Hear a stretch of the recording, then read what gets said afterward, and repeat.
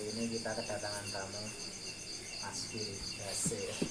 Hari ngomong ngopo iki karo Mas Giri. Ramu tuh pokoknya. Yes. Ngombe sik, guys.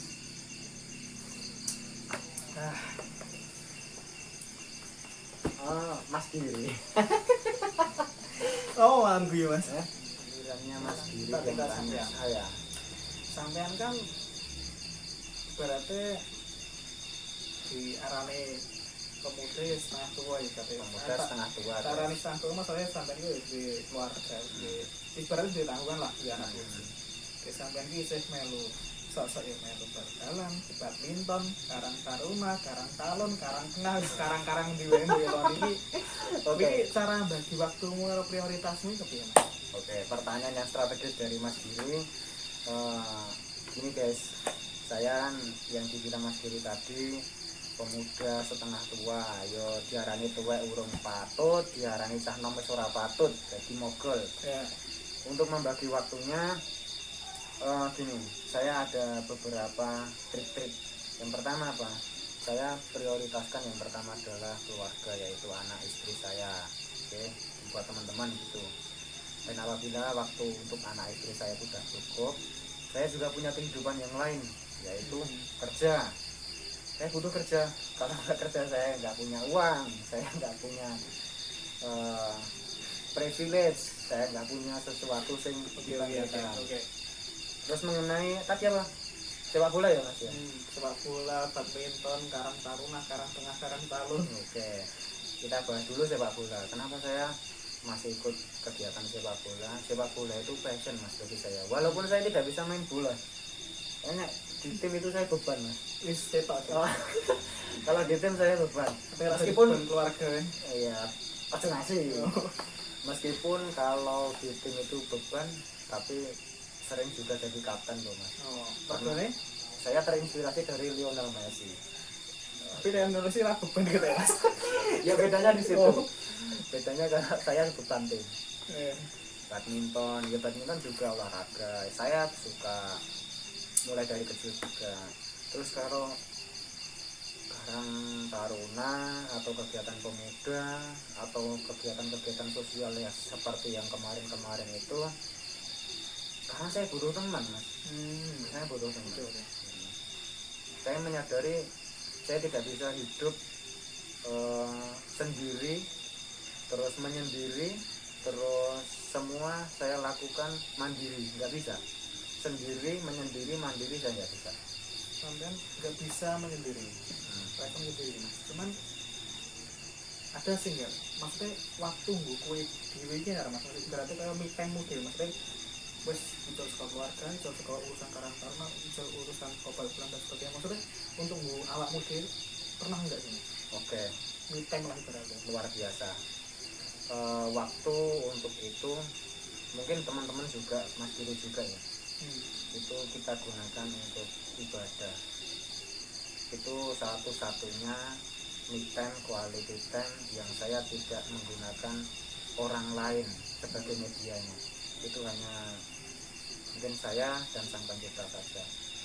Bagaimana caranya ya ada, dari saya ada. Gitu. Ini jelas ibaratnya me time buat sampai sendiri ini enak lah ibaratnya. Ada, tentu ada. Ngopi sih lah, ngopi sih guys. Kopinya ireng, 1 sendok, gulanya 1,5 sendok. Diabetes bos. Buat teman-teman nanti yang pengen sharing-sharing podcast, ngobrol, wes ngalor ngidul saat ketemunya, ayo kapan kita jadwalkan. Ini Mas Giri delalah iso pinter malam ini guys. Oh biasanya pinter. Biasanya pinter banget, tapi ini pinter. Pinter stop. Cuman mungkin bukan kita gembeng yang ngarep.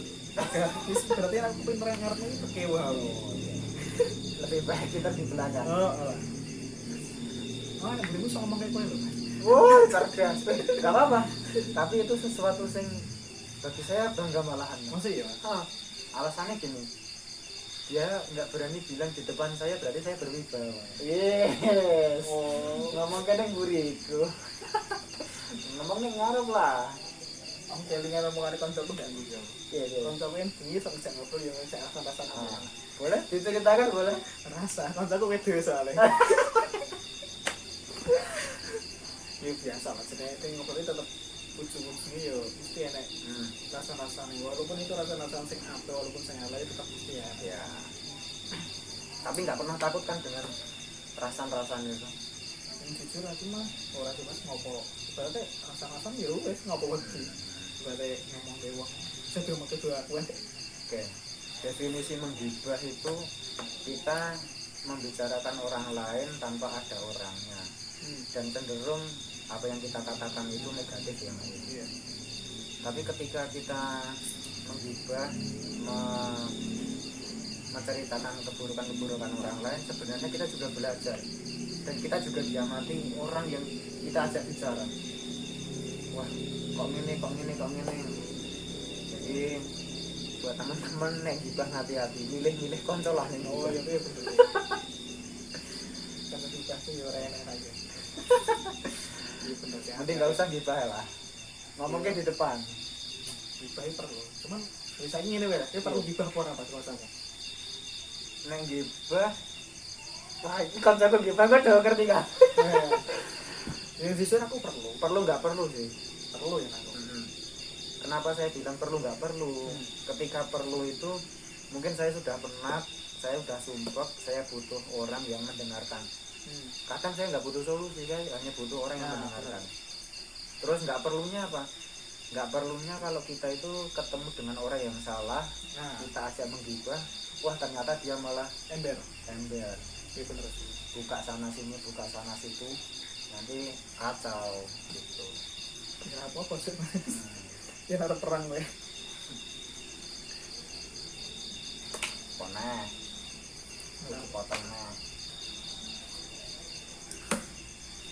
Nah masa aku masih ngorek kok. Ora apa-apa. Ajaran baru gak aku lah. Iya. Berarti kalau ya ilmu ayam gak aku. Jadi kedepannya meneh gen aku gen rasa lah meneh. Paling ya bermono kuwi sih. Yang paling sing tek. Berarti kaya apa ya sing tersusun sistematis tenan jujur belum enak sih ya kan. Entah berarti aku bisa belajar ya sekolah kejadian sing kemarin mah. Gitu ya Mas. Jadi biar mengalir seperti apa adanya gitu ya. Nah kalau masalah kalau perjuangan ya Mas, berarti kalau perjuangan untuk mencapai cita-cita ya. Sampai tahu kurang enggak sih Mas? Bahwa rezeki, jodoh, dan mati wis diatur di tangan Allah. Iya. Mbok piye wae model kepiye wae wis diatur Gusti Allah. Sampeyan tahu kurang enggak? Maksudnya wis ibaratnya rasa kerja ngoyo-ngoyo lah. Rasa kerja ngoyo-ngoyo rezeki sangat ngatur. Wis setuju ra kata kita Mas? Aku enggak setuju. Iya wes bodoh. Aku enggak setuju. Nah, ibaratnya ngene, saka pandanganku sih ya, pandanganku. Ya, boleh. Yang kayak aku ngene. Kowe harus sugih. Ibaratnya harus dadi wong sukses, kowe kudu rekoso sih. Mungkin kowe ya salah satu takdir dari Allah yang kowe kudu rekoso sih. Berarti rasa ngoyo-ngoyo, rezeki nek sing ngatur, rasa ngoyo-ngoyo. Mati ya sing ngatur rasa ngoyo-ngoyo menghindari mati. Ibaratnya koyo bullshit banget ngomong kayak gitu. Udah Mas. Oke. Saya juga sependapat dengan Mas Giri, cuman saya mau menambahi sedikit saja. Jadi gini, Allah itu kan sudah menyiapkan segala sesuatu yang terbaik buat kita. Tapi kita itu diwajibkan untuk berusaha. Itu diwajibkan loh Mas, untuk berusaha itu diwajibkan. Kalau kita nyerah pasrah dan nggak ada suatu tindakan gerak apa-apa, ya kita tidak akan menjadi siapa-siapa, kita tidak akan berbuat apa-apa di dunia ini. Seperti yang disampaikan Mas Giri tadi, ya misalnya itu wes pokoknya dengan takdir Allah, dengan sesuatu ini pasrah wae, menerima jodoh, rezeki dan rezeki sudah ditakdirkan. Kalau saya sih enggak lah, saya lebih suka sesuatu yang saya lakukan itu ada perjuangannya. Tadi yang disampaikan jangan rekosonya, tapi perjuangannya, ada perjalanannya. Perjuangan, pengorbanan, perjalanan itu harus ada. Ketika nanti kita beranjak dewasa, kita akan matang, kita akan tahu sesuatu yang baik kedepannya kita lebih bijaksana dalam suatu mengambil keputusan. Walaupun di dalam perjalanan yang keras itu mungkin tidak berhasil, setidaknya dia tahu nyoba. Betul. Biasanya ilmu sing kudu di planning piye meneh ke depan kudu piye.